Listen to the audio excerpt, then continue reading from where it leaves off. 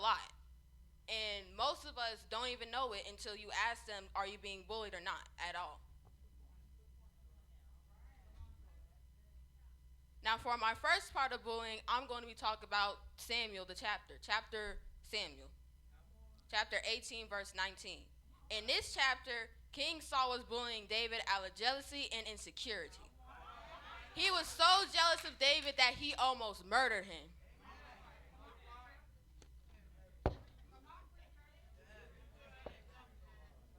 And it also talks about how King Saul's daughter loved David.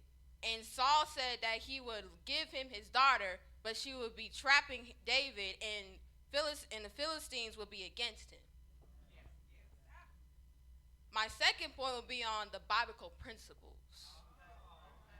Now, the first one is the golden rule. In chapter 7, verse 12, it talks about how Jesus didn't want us to harm people, but actively seeking good for that person, meaning seeking wisdom and goodness for the person and praying for the person who bullied you. Because sometimes bullies bully you because they might have something going on at home, school, and other places that the person may have gone. Second, control of tongue. In Ephesians chapter 4, verse 29, it mainly focuses on the power of the spoken words and the Christian responsibility to use language that builds up rather than destroys. This book is talking about how not letting any disgraceful words come out of your mouth, but only words of helpfulness, like encouragement, kindness, and sympathy. In my conclusion, the Lord never wants us to seek revenge on the person, but let God handle it, as it says in the book of Romans chapter 12, verses 17 and 19.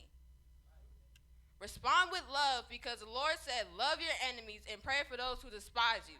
Talks about that with love in Matthew chapter 5, verse 44. Trust God as your defender, because in Psalm chapter 34, verse 17 to 18, it assumes all victims of bullying that the Lord is close to you, the brokenhearted, and he hears your cries for help.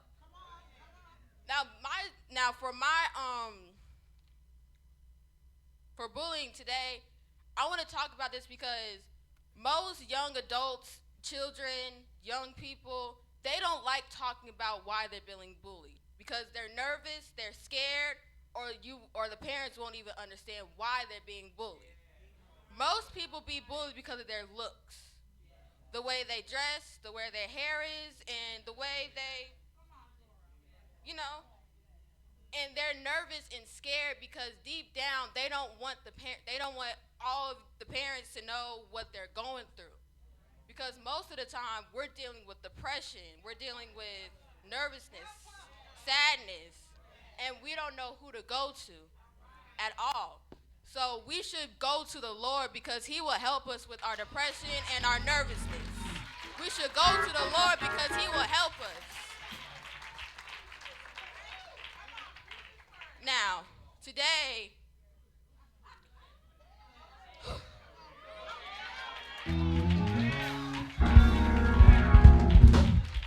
he has been good. You know why? Because I've been bullied once too. And I never told my parents because I was so nervous to the point where I was going to be upset, have depression. But I finally told them after the school year. And you know why? Because the Lord told me to. The Lord told me to tell my parents he is always with you when you need him to be. He is always with you when you need to be. Because you know why? Because the Lord is so good, he will help you with anything that you need. He will help you with your finances, your money, your houses. And if you want a house, you better pray for it. Better pray for it.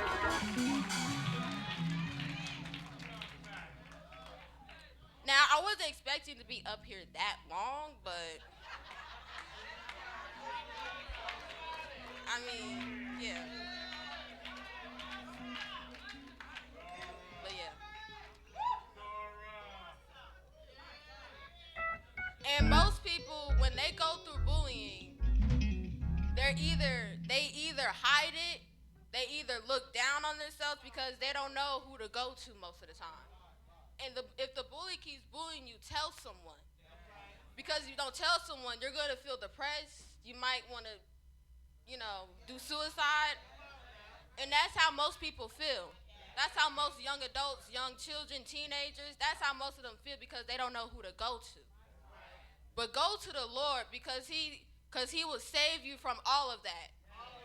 He will help you from all of that. He will treat you with power and respect because he is the Lord your God. He shall supply all your needs before his riches and glory in Christ Jesus.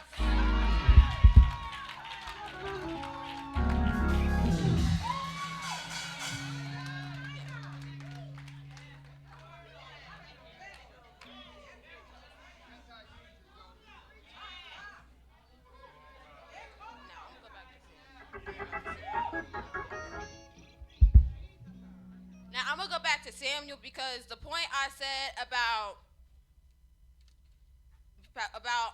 King Saul bullying David out of jealousy and insecurity, he was so jealous of David because he had God in him. And when somebody has God in you, the devil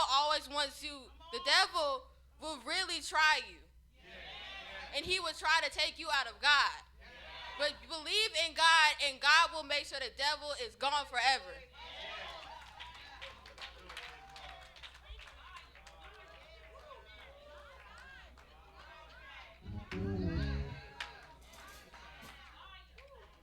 Now I'm going to go back to Matthew chapter 7 and 12. Because Jesus never really wanted any of us to harm people. Because he wanted us to seek wisdom and goodness for the bully if they bully us. Even though the bully has like a lot of other stuff going on, the bully can go to God for that. The bully doesn't have to put it on us just because he's upset about something that we did. He can go to God for that. The person can go to God for that. Now I'm going back to Ephesians chapter 4 and 29. And we shouldn't be talking about anybody at all. Because the Lord doesn't want us to talk about anybody. The Lord wants us to talk with kindness, encouragement, and helpfulness. Like if somebody needs help in class, you can help them. If somebody needs help outside the world, you can help them. Because Jesus will want us to help that person if they need in need. Like, all the poor people on the street, and they're going through stuff, Jesus will want us to pray for them. Jesus will want us to pray for them so they can have a home to go to, have a place to eat, have a place to shower and stuff.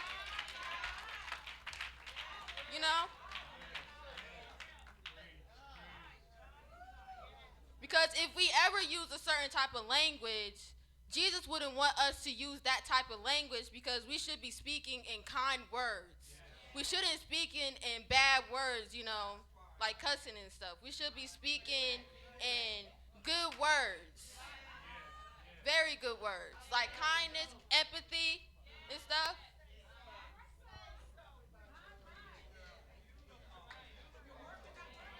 Now back to Matthew chapter 7, verse 12. Because if you see good for the person, you can get a miracle yourself. And that person can get a miracle too.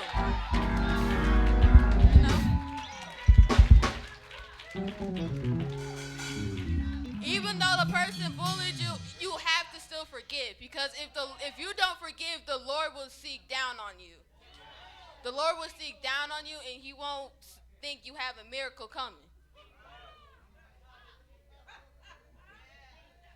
That's why you have to always seek goodness and you have to speak kindly, because if you don't, the Lord, and if you never forgive, the Lord will look down on you and he'll never forget at all.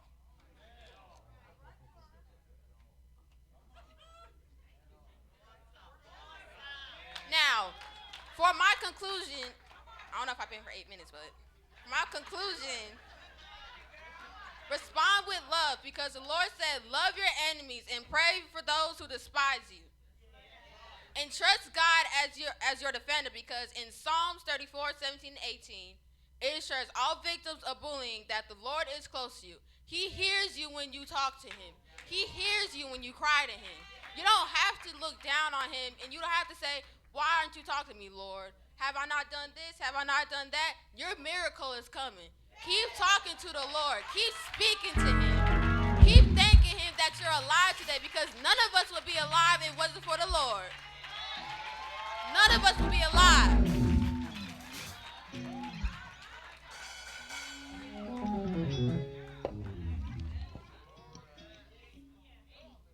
Now, as I go back to my seat, maybe, I don't know. I don't know. But trust God with all your heart, because he sees you and he hears you when you're being bullied. Talk to him about the bully. Talk to him about what he can do to stop the bully from bullying you. He will always be there for you. He will always be there when nobody else will. And that is all I have for today. Thank you.